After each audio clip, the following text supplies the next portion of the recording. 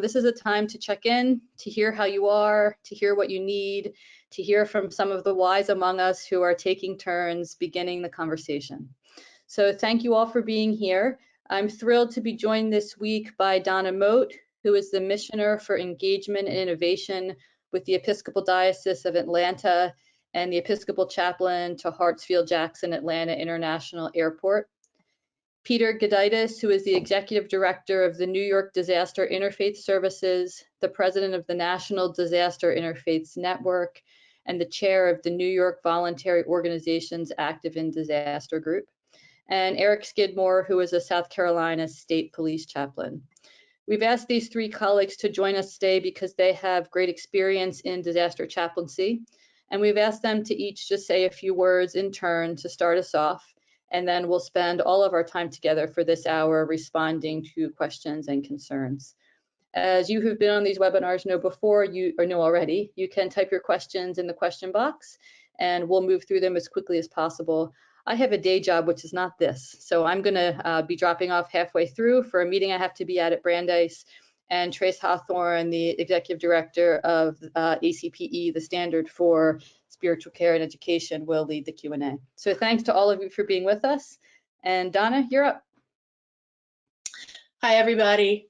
I'm Donna Mote. I usually serve at the world's busiest airport. I haven't been there in quite a few days. You may be feeling some similar turbulence in your own universe. You're not where you usually are. And I just wanted to use my intro time here to just commiserate with you and to say this is a brave space to talk about what's really happening and not happening with us, for us, through us, to us. I want to remind everybody to try and stay in your body. I've been experiencing the last 2 weeks in particular as a surreal kind of thing, and often have caught myself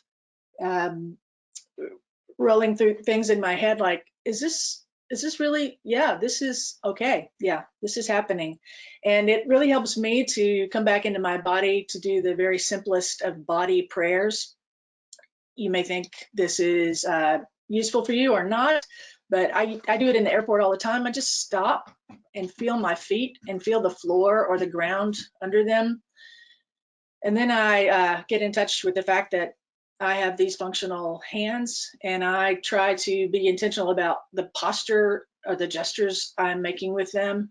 And I just assume this open posture for just a few minutes and remember what this is and what it isn't.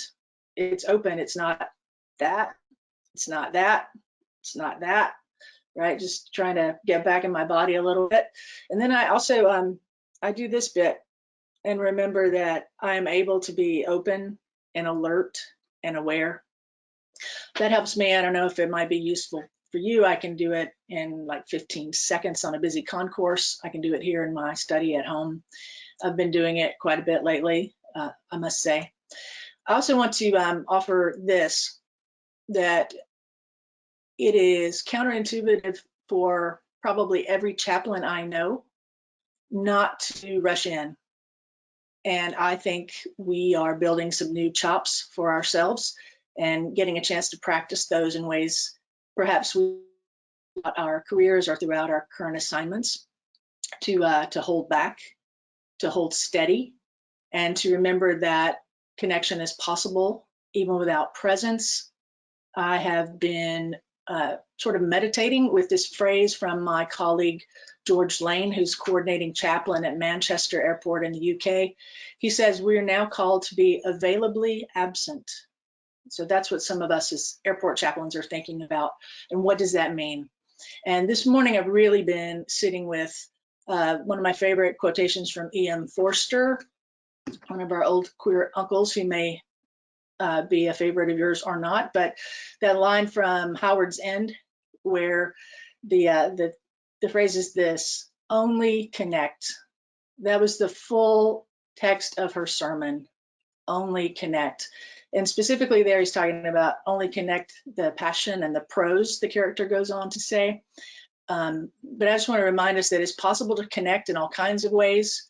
We already knew that somehow, somewhere, and we are living into the fullness of what that means to connect as we're doing now. as we have been doing in a variety of ways before we entered this strange and difficult time for the whole world.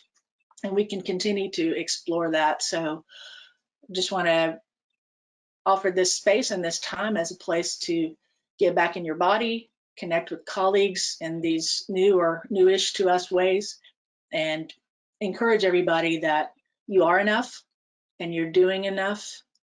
And we don't see the other side quite yet, but we will stay in it until we get there.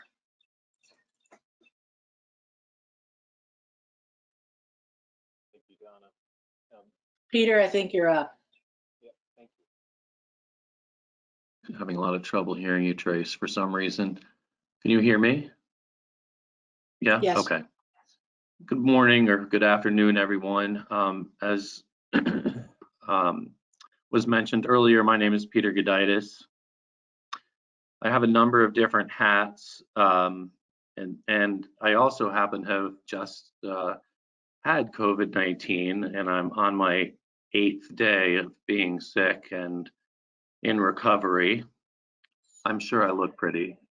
I think that the I think the virus is obviously changing our orientations of the world we know in ways that we haven't adjusted to yet. And disaster chaplaincy, which is traditionally the world I work in, is a face-to-face ministry, and usually in a mass care setting under government control, whether they're shelters or family assistance centers or morgues and these kinds of facilities. So most of the nation's disaster chaplains are trained to work in those kinds of settings, and they don't have much experience performing any sort of virtual ministry. One of the things that we often teach, first and foremost, not surprisingly, is how do we maintain a ministry of presence in the midst of an enormous amount of chaos and pain. And now how do we do that virtually? As many of you know, if you don't, you can certainly read about it. A significant number of clergy in Italy have died from coronavirus now. In the hospitals, there's an entire convent community that was infected, and some of the sisters have now died. Early on in the outbreak here in the United States, some of the earliest diagnosed individuals were clergy. Of course, that's a scary place for us to be. We're here to help, not to pass the virus, certainly not on purpose, but nevertheless, I think some guilt is going to come to any of us who recognize at some point that we might have gotten infected and where that infection might have gotten to. So that also concerns me as well about how we're doing our work. Are we doing it effectively? Are the institutions that employ us protecting us properly? And are we protecting the public who we serve properly? All of these questions, I think, will weigh heavy on us in the time ahead, because there's no doubt that we are going to be on the front line, if you will. I know things are different in different places in the country. I'm based here in New York City, and Gudaitis, my primary employer here, is one of the lead agencies for spiritual care. We are not allowing chaplains into hospitals or nursing homes. They cannot interact in the intensive care setting. We've been talking with faith leaders and chaplains about whether or not there's a possibility of using smartphones as a way of letting nurses maybe get a Ziploc bag full of a cotton, with a cotton ball with holy oil in it, and having the nurse administer last rites while a priest says the appropriate words by FaceTime or WhatsApp.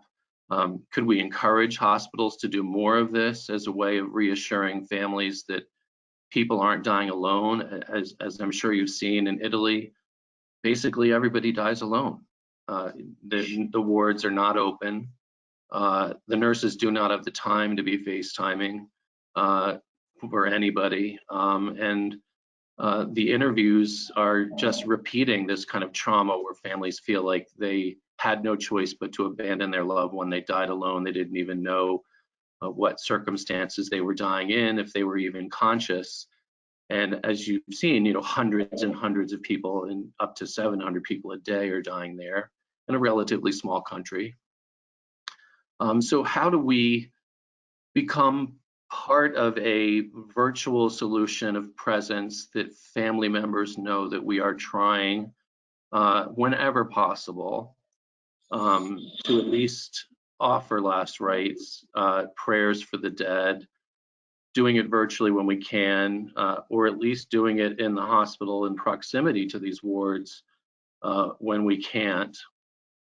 And how do we be safe?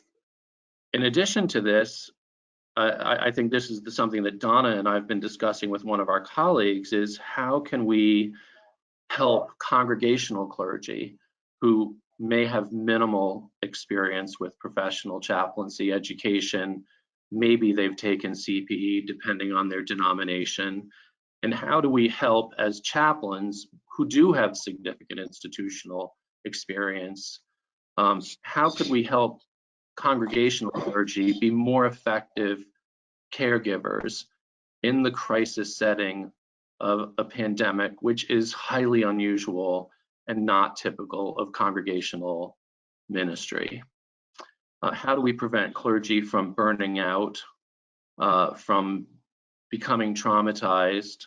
How do we encourage them to follow best practices, hold funeral services graveside without church funerals, without funeral home services? And how do we do this in a multi-faith context, making sure, for instance, Shiva is not held in the Jewish community, burials will not happen quickly enough. So for me, I spend a lot of my time in the practical realities of the application of disaster spiritual care in a crisis setting.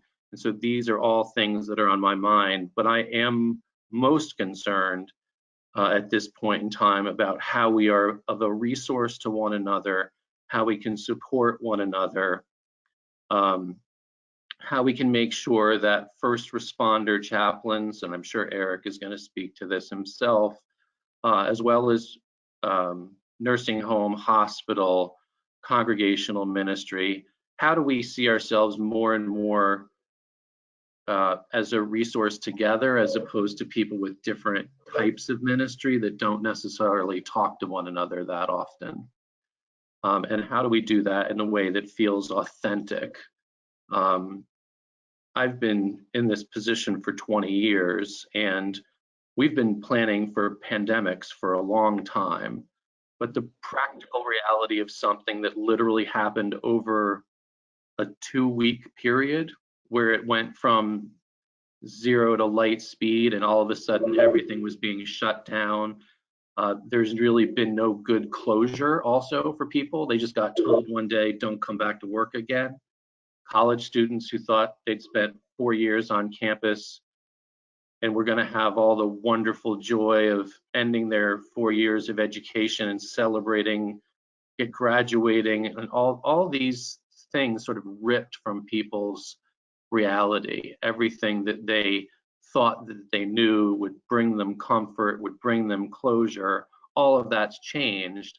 And at the same time, I think we also have to wrestle with the reality that people are not getting leadership nationally the way we might normally expect to. And I don't want to get into the personal politics of it, but we are not getting good national leadership.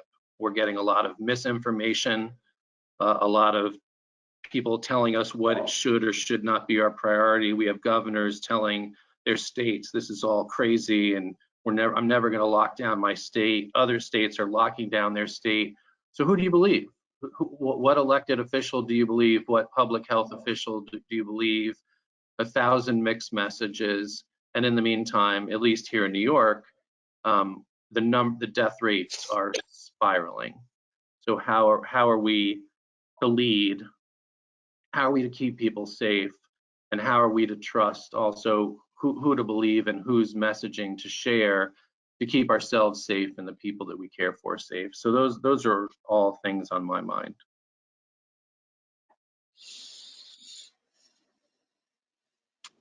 Thank you, Peter. Eric? Yes. Hello, everyone. Eric Skidmore coming to you from my front seat in Aiken, South Carolina, near Augusta, Georgia, where they have canceled the Masters or postponed the Masters. So I'm not a golfer, but I know that's important to a lot of people. I'm a state police chaplain and also serve local law enforcement across our state. I'm married to a parish pastor, and I've been amazed over the last few days, of course, spending time on Facebook, seeing what people are doing, and the effort that compassionate people are going to, chaplains, parish pastors, to stay connected with their people. It's not like watching the Crystal Cathedral, but it is refreshing how chaplains, local pastors, religious professionals, clergy are working to stay connected with their people. My wife is working on something that's I guess akin to a drive-in for an Easter Sunday service. I'm not quite sure how she's going to do that, but she was getting something from a truck stop yesterday, some sort of FM broadcaster. So much of my work in South Carolina is across the state, working with state and local law enforcement in times of crisis, like the crisis that we're in right now, though we've never been in this kind of crisis before. One of the great quandaries, I get pages from the state police, from the crime scene folks, just a general page, and I see an in-custody death at a prison. And I think about the sheriff's offices all over our state who have detained people, and now they're dealing with the potential of folks in their custody dying. I think about the Department of Corrections personnel who are struggling with that same issue. So I'm sitting outside a meeting site right now, and was just in there for a pre-briefing on an incident where officers resuscitated a baby. It was very traumatic for them, my newborn baby. When we went in for the pre-briefing, there was a guy standing there, and he stuck a thing in my ear, and it was to check my temperature to walk into the meeting. I'm very reasonable. I've never had that done before. But we're at a point in our work where we don't know if we'll do what we normally do anymore. I'm involved in 50 to 100 of these crisis intervention situations a year, and it's unclear if the departments feel safe inviting a peer support team to come in to assist them. It's unclear if the peer support team feels safe to go. I call somebody across the state line to come help today with the state police in Georgia, and all of their out-of-state travel has been banned. So we very much use a team approach in what we do. It's chaplains, it's mental health professionals, it's peer support team members. It's not anything unlike, I'm sure, what you're doing in Atlanta and New York and all across the country. But it is a curious thing where you're right up against the situation where maybe we can't do it in the way we've always done it. And I'm not sure a crisis intervention that's a virtual intervention has the same impact. Though a Department of Mental Health professional sitting beside me just now said people are responding very well to telehealth from their perspective. So that's a good thing. We discovered recently that one of our insurance programs will pay the pay the bill for telehealth for officers involved in critical incidents. So we're very excited about that. So I've been thinking about what does it look like to be a resilient chaplain in times like this. I was listening to something on CNN. I think it was the director of the American Psychological Association speak about self-care and about responding to abnormal events. It's an abnormal event. Your reactions are normal, and I thought, it's really the same message that we give to a lot of folks in crisis intervention when we do those things.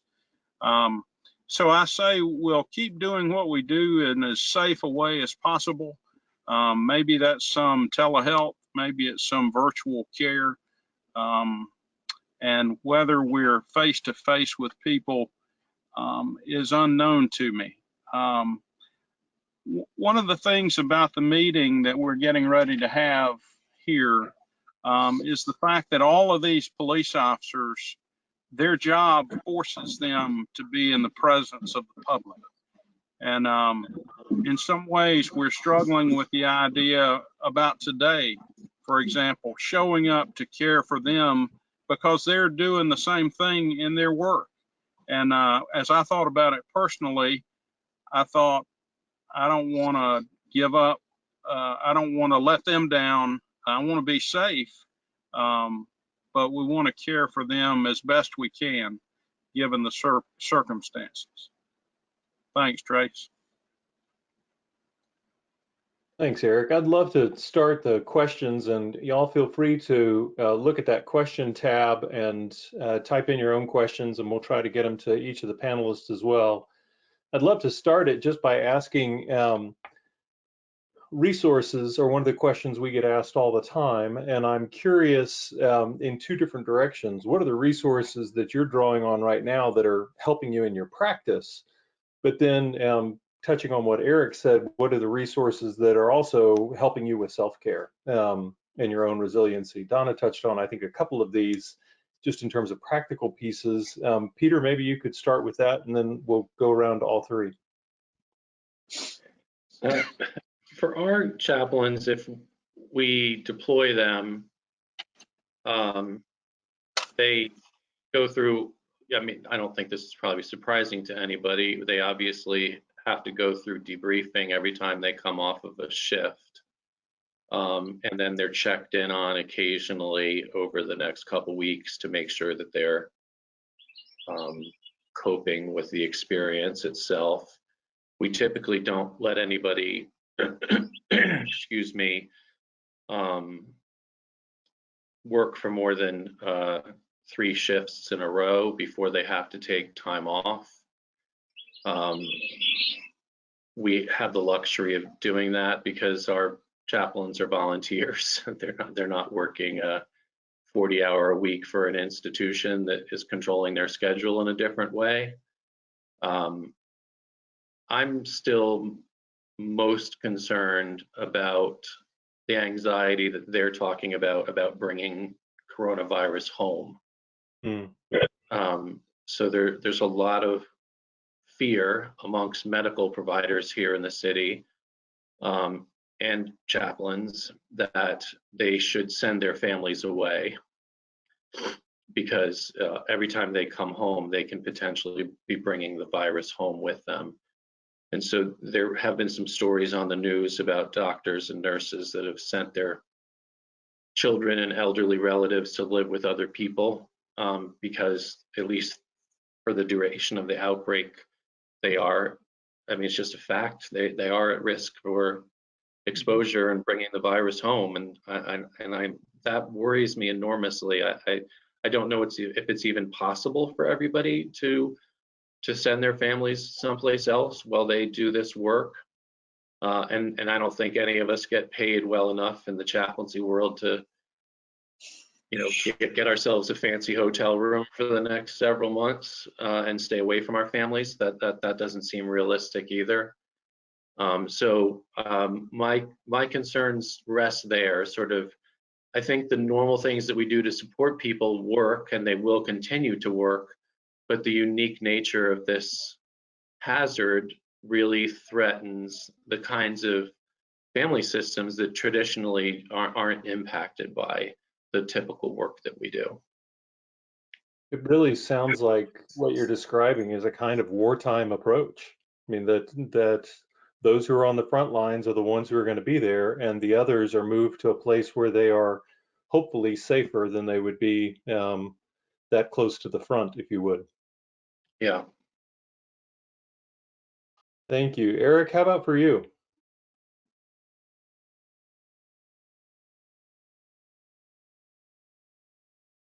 You're muted. Hang on. Come try again. Sorry, how about now? There you go. All right. I want to revisit one thing Peter said, I think it was Peter, about our children. I'm the father of 3 daughters. The youngest is a senior in college, and her spring semester has been yanked away from her. And there's a certain amount of grieving, sense of bereftness that my wife and I, and of course she and her sisters are going through, because she's not going to get the same thing that her sisters got or many of her friends got. So that's a sad time for us. Say the question again, Trace, about resources. Resources that are informing your practice, but also resources that are helping you with self-care.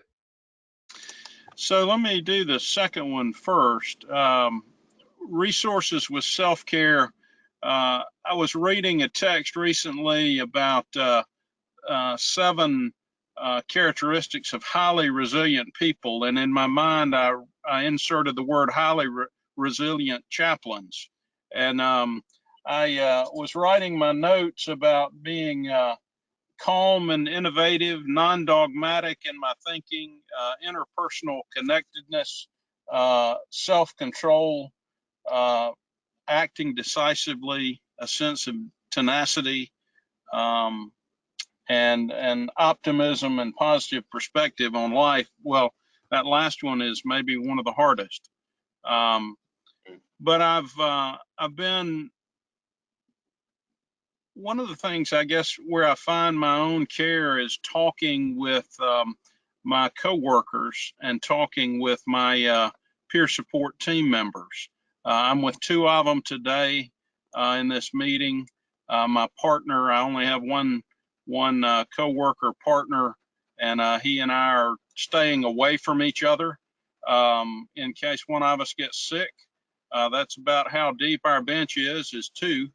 And so we're trying to do those things that are safe and can allow us to continue to practice our chaplaincy work in the face of incredibly an unknown enemy.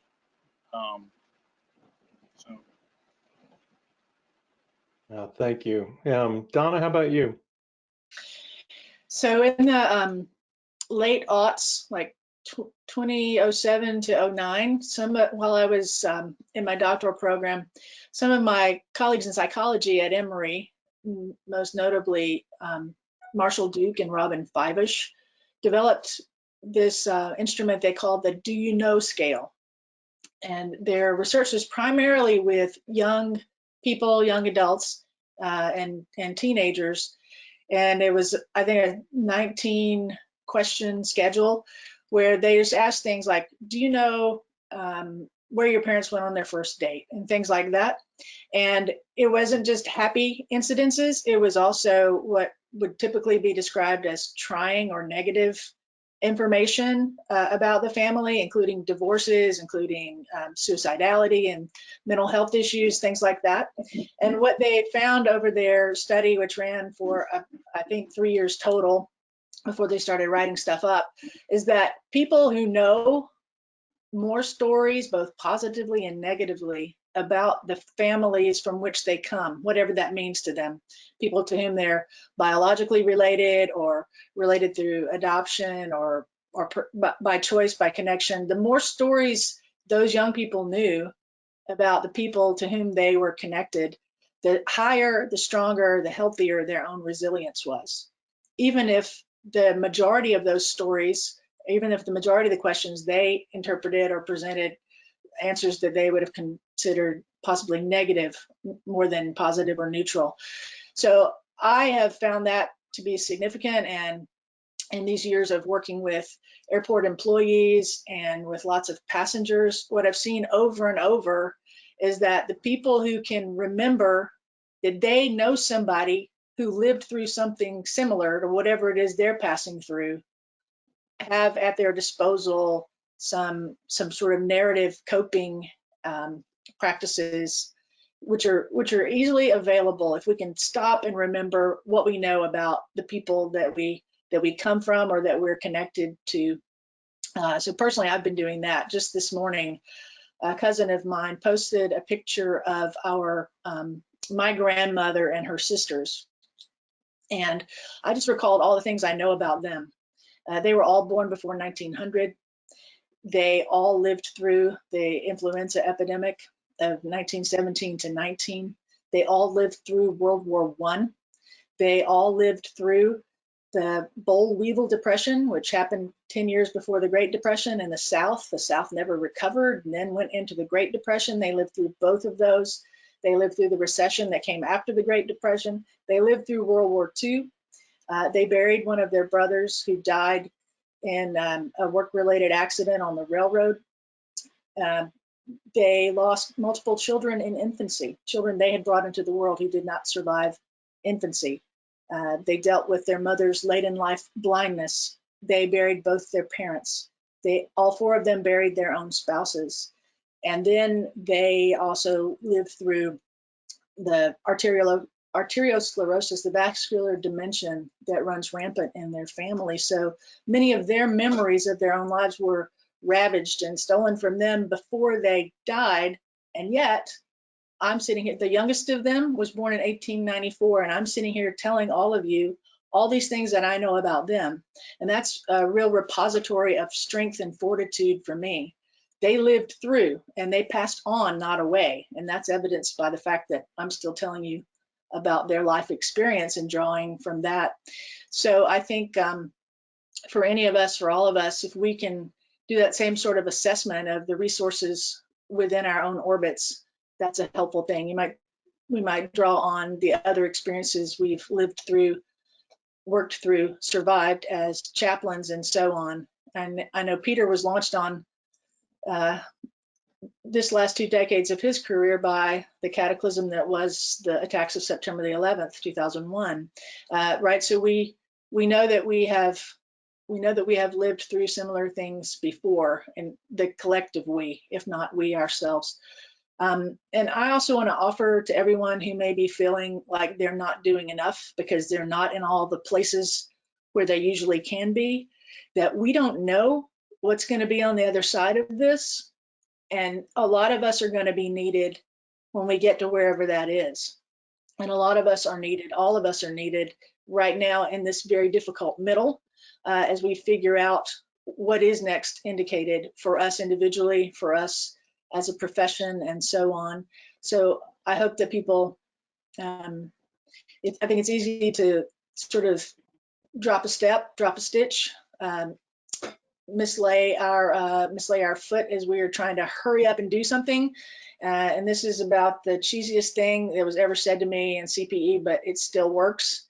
Sometimes you have to remember, don't just do something, stand there, right? What does it mean to stand by? The famous sonnet of John Milton, they also serve who only stand and wait, right? So some of us need to stay in good shape and keep our health good so that we can step in and step up when that's next indicated, those of us who've been pulled out of our usual situations.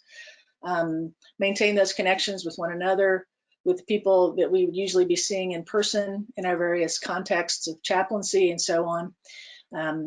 So I think all those resources, all those people we know, and all the stories we know of all those people, living and dead, for me are a huge source of resiliency. And we, some of us we gotta keep training be ready for the next thing, for when those who are on the front lines perhaps are able to retreat, and when the next wave is called up. For me personally, that's where I am. So I want to keep my house in order and be ready when I am called next. Thank you. That's really helpful.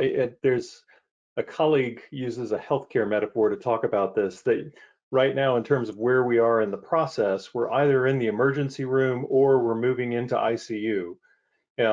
And that, thinking of what you were just describing, Donna, many of us need to be ready to be those ones who help people transition back home again.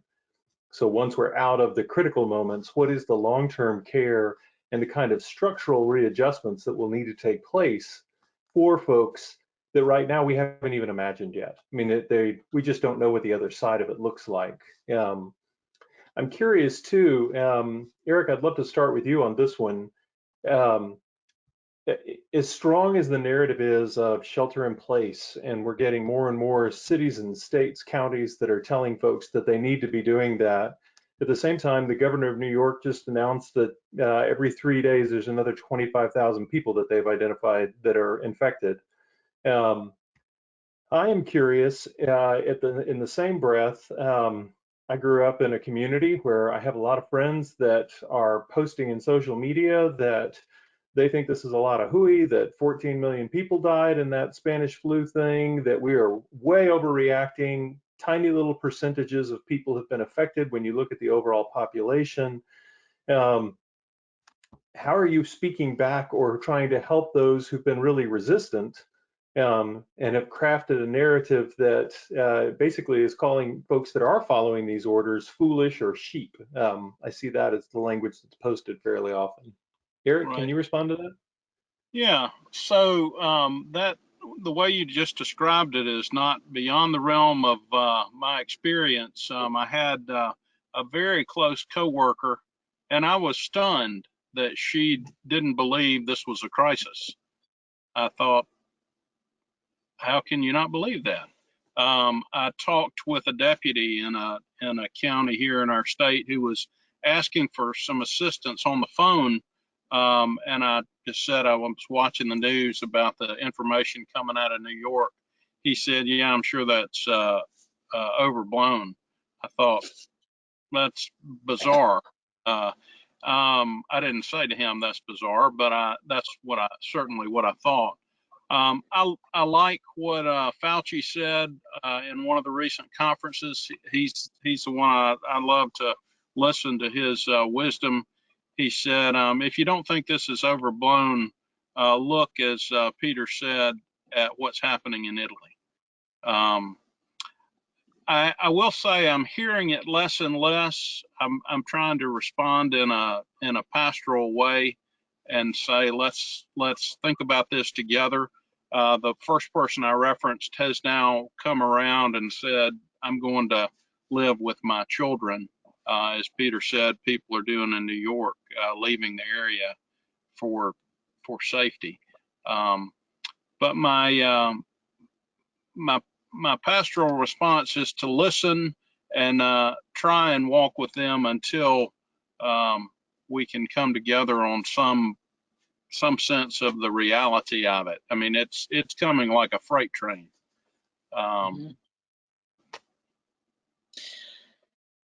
Go ahead, I think Donna. a lot of what we're seeing and hearing in people who are resisting, some of them are in my own family, not my immediate household, but yeah. You know, one way to understand part of what's going on is as a manifestation of anticipatory grief. And then we're going to have, we already are in such a massive amount of complicated grief. Every one of these cases, everything that both Eric and Peter have named, right? Every incidence is going to have all these things when we can't do things in the normal way, and that's already happening. When you can't give last rites in person, then when you can't do the funeral, when you can't do the memorial, and so it's going to be protracted, prolonged, rescheduled, postponed, on and on and on. I mean, that would be a lot for one case, much less for thousands and thousands of cases. So I think people, I think we live so close to grief. I think it's just barely under the surface for almost everybody, almost all the time, about all kinds of small losses, much less these huge ones. And I think a lot of that is people, you know, some sort of false sense of control. Well, I'm not going to be bossed around, or I'm not going to, you can believe all that if you want to. That's what I've been hearing recently. And I know, thinking of one particular person who's making those responses in my network, I know they're scared to death and can't say it. And so I'm not sure. I appreciate Eric's approach. It is a pastoral one, and so I think under all that bluster, there's some desire, and there's some real emotion. And this is again why I'm saying to myself and to everybody else, hold steady, because if we'll hold steady and remain connected, however that looks right now, with all those folks, eventually some of them who know us are gonna reach back. I'm convinced, and some of them already have, and walk me through this, talk me through this. What do you understand? So I think not to blow that off and to figure out how to stay in relationship with them, which is always critical, especially now, even if that relationship is completely virtual by telephonic means of whatever digital kind. Yeah. I think that we should try to find opportunities for our institutions as well as our organizations and churches to kind of to still do things that are fun and irreverent, and give us the opportunity to kind of connect through social media and all that sort of stuff. I've just seen some really creative things online where you know, families are videotaping you know, their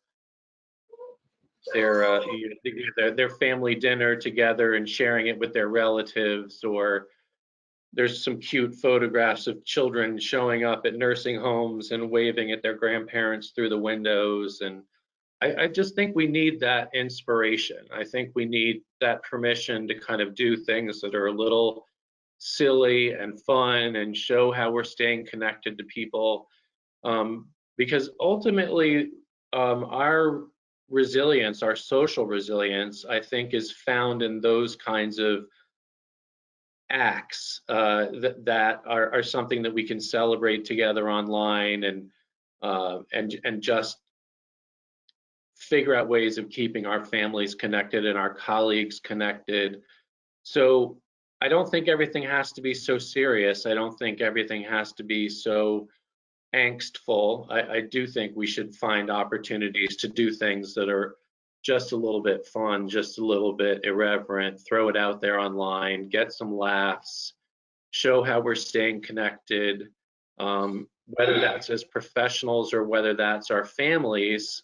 And I think probably the most important thing is, which is how do we as communities of faith, whether in a professional context or personal context, how do we maintain relationships with the other neighbor? So, you know, I live in New York. My mother is 92. She's alone in Connecticut. I have one cousin nearby. I can't go see her. I'm sick. I couldn't go see her anyway. And I need to know that she's being looked in on. So how do we take the time to find those connections? If there's families we need to help chaplains and doctors find alternative housing for, if there's elderly neighbors we need to look in on, this is what we should be spending on our time doing, and not spinning our wheels at the fact that I don't know how to do virtual well. We don't need the virtual as much as we just need the neighbor to neighbor hospitality, care, love, concern, laughter. That's what will get us through this, not all this technical stuff and following the right this, that, or the other thing to do. It's really just getting in touch with our humanity. It's really beautiful. And especially thinking this has got to be so profoundly personal to you at this time as one who's now living with this virus. Yeah, I'm curious how internally it sounds like play and looking for that deeper sense of human connection is a part of what has really buoyed you through this process. How do you, in light of some of what both Donna and Eric alluded to with family members and others, how do you keep from getting resentful or bitter within this? I mean, I would move quickly from chaplain to henchman if I were in your condition and heard the kind of hyperbole that they've alluded to. Look, I can only say that coronavirus is real and nobody would ever want it. And I only had a mild case and it was that bad. So that being said, I'm extremely grateful it was only a mild case, and I have no bitter thoughts about that for anybody, although I would like to know who gave it to me.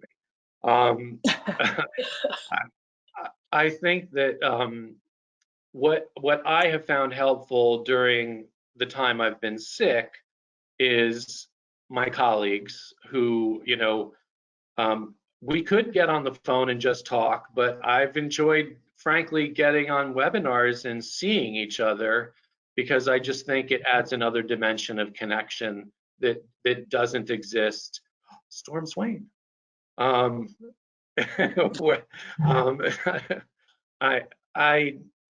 think it adds another more depth to the connection than just the phone conversation. So for my staff, there's 28 of us. We get on Zoom as often as possible just to kind of see each other, talk with each other about what's going on, making sure everybody has whatever they need. I miss being with them in person, but I feel like we know that this is the way it's going to be, and we just have to make the best of it. Yeah, thank you. You saw Storm pop in there for a second. I'm going to invite her to come back in. I'd love to hear your response, Storm, to what you've heard from these three panelists today. Welcome back. Oh, you're muted. Hang on.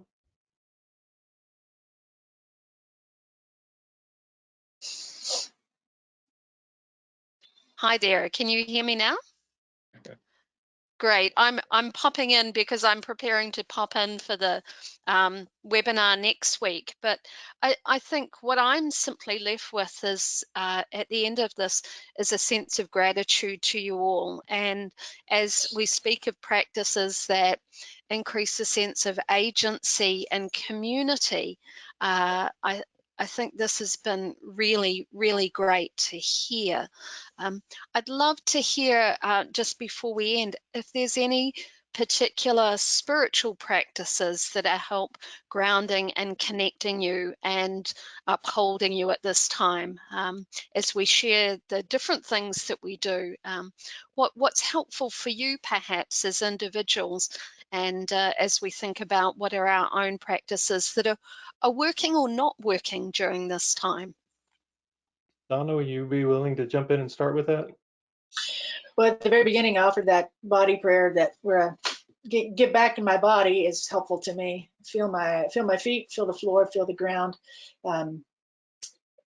Try and think and be in this more open, non-defensive posture, and remind myself of how I can remain open, remain alert, pay attention rather than shut down.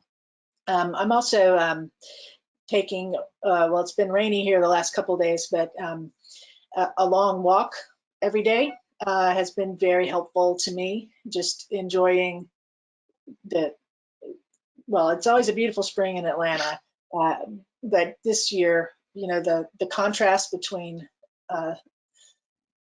the the scourge of COVID-19 on the one hand, and all the blossoms of spring on the other, and all the trees leafing in. It's a nice counterbalance for me. The daily office is part of my tradition. That works for me. And a number of my clergy siblings here in the Episcopal Diocese of Atlanta have been coming on Facebook Live, praying the daily office. So that's been an interesting way to be in community virtually. So those are among my big ones. Also making sure to check in with my household members every day, being proactive about that. That's great. Thank you. Eric, how about you? So this may sound weird, but so my wife is pastor of the church where I'm a parish associate. So just doing the things that she has put online, she didn't try and do a sermon online, though many people did. She did a kind of a brief meditation and then wrote a study guide for families. So doing what she's offering to the congregation myself, for my wife to be my pastor. And this is more of a self-care thing, but using the app where you can do FaceTime and we get the whole family on the screen at one time, though we're in 3 different places, 2 in Charleston, 1 in the mountains of North Carolina, and 2 in Columbia. And so have a conversation just like this.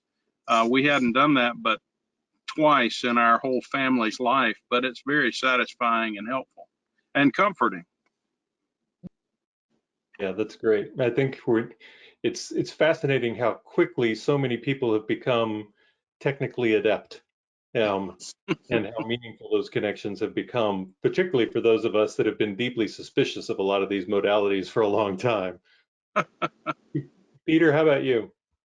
Well, I have been sick most of the time, so I can't point to some great innovations. I will say something that I have enjoyed a lot, and I kind of wish we'd been doing it a long time, is this has given me the opportunity to hear many of my colleagues from seminary preach who I haven't seen in 20 years.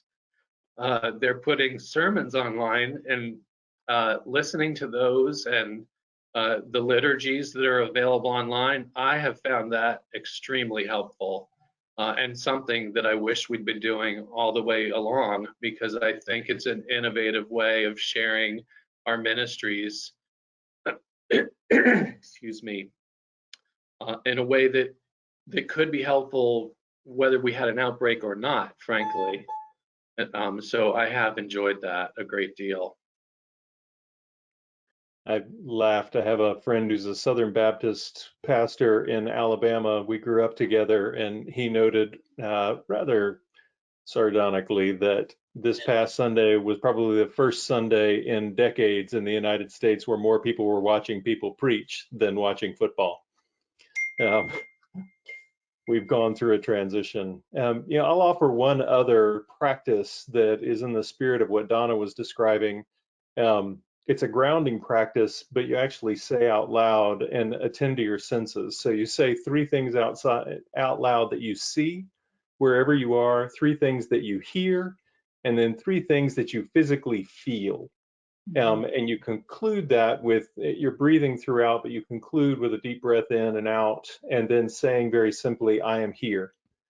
And I think part of that is because so much of this digital world can feel so disembodied, that when we can have practices that help us be present wherever we are to whoever we're with in whatever way we can be, that's really vital as well. We're in our last couple of minutes. I want to hand the mic over to Michael Skaggs to make some announcements about a couple of other things, but just to say thank you to Peter, Donna, and Eric. Y'all are fabulous. Thank you for the amazing work you're doing out there in the world, and know that we'll be thinking of you, especially in this transition time. Michael? Thank you. Yes, thank you all very much for being with us this morning, or this afternoon rather, and just sharing your wisdom and being with us. I just want to remind everyone that this has been recorded, and so we will post this on the Chaplaincy Innovation Lab website, and you will also get a link to this email directly to you when this becomes available to us. It'll take maybe by the end of today, maybe tomorrow. Everyone's sort of doing video conferencing right now, so the processing time is a little slowed down. Keep an eye as well on our website, chaplaincyinnovation.org. We have a big button right on the home screen that has a link to our resources that we are collecting and updating daily. And if you go to chaplaincyinnovation.org/events, all of our webinars are there as well. We intend to do this on Tuesdays at noon, as long as it is useful and helpful to people. We are very fortunate to know a number of chaplains and other leaders who are doing really great work that are willing to facilitate, like our panel this morning. So we are trying to be responsive in ways that are helpful. And if you have resources or information that you would like to share or questions, please let us know at info@chaplaincyinnovation.org. And other than that, we're here for you. Let us know how we can be helpful. And thank you all for being here. Bye, everyone. Bye. Thank you.